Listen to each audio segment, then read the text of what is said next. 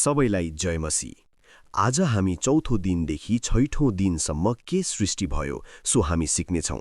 स्वागत छ तपाईलाई ग्रेसफुल गड च्यानलमा। यस्तै कथा सुन्नको लागि सबैले सब्स्क्राइब गरिदिनुहोला।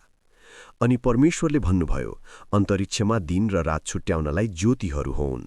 तिनीहरू ऋतुहरू, दिनहरू र वर्षहरू छुट्याउन चिन्हको रूपमा काम गरून् र पृथ्वीमा प्रकाश दिनलाई अन्तरिक्षमा ती ज्योतिहरू होउन्। तब त्यस्तै भइहाल्यो। अनि परमेश्वरले दुई विशाल ज्योतिहरू बनाउनुभयो, ठूलो ज्योति दिनमाथि प्रभुत्व गर्न र सानो ज्योति रातमाथि प्रभुत्व गर्न। उहाँले ताराहरू पनि बनाउनुभयो। अनि परमेश्वरले पृथ्वीमा प्रकाश दिनलाई दिन र रातमाथि प्रभुत्व गर्न अनि उज्यालो र अँध्यारोलाई अलग अलग गर्नलाई ती आकाशमा राख्नुभयो। अनि परमेश्वरले हेर्नुभयो, त्यो असल थियो। साँझ पर्यो र बिहान भयो, चौथो दिन। अनि परमेश्वरले भन्नुभयो, पानी जीवित प्राणीहरूले प्रशस्त गरी भरियुन् र पक्षीहरू चाहिँ पृथ्वीमाथि आकाशमा उडुन्।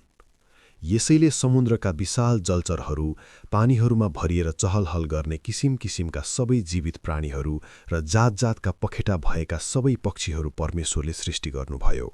अनि परमेश्वरले हेर्नुभयो, त्यो असल थियो।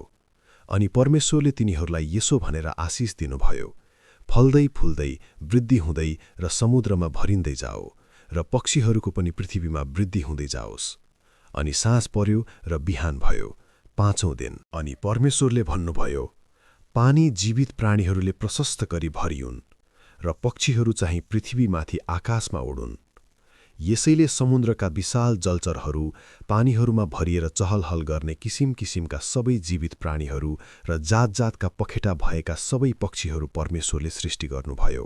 अनि परमेश्वरले हेर्नुभयो, त्यो असल थियो।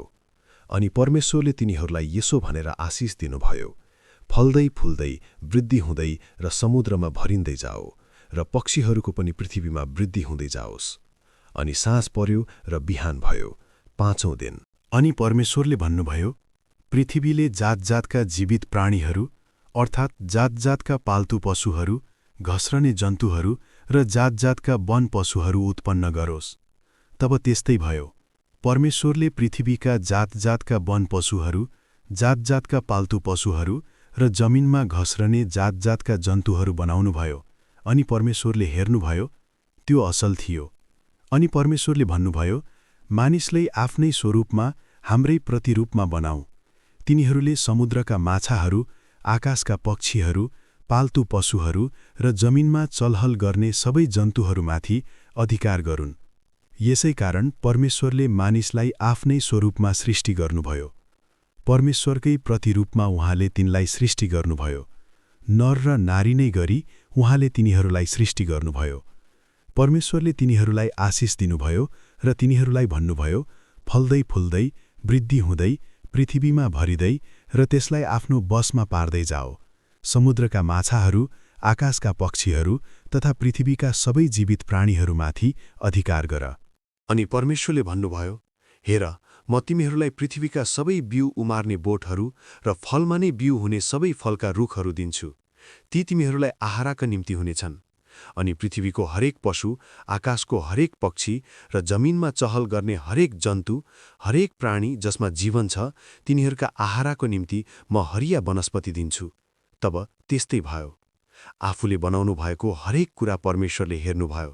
वास्तवमा त्यो साह्रै राम्रो थियो। अनि साँझ पर्यो र बिहान भयो, छैठौं दिन।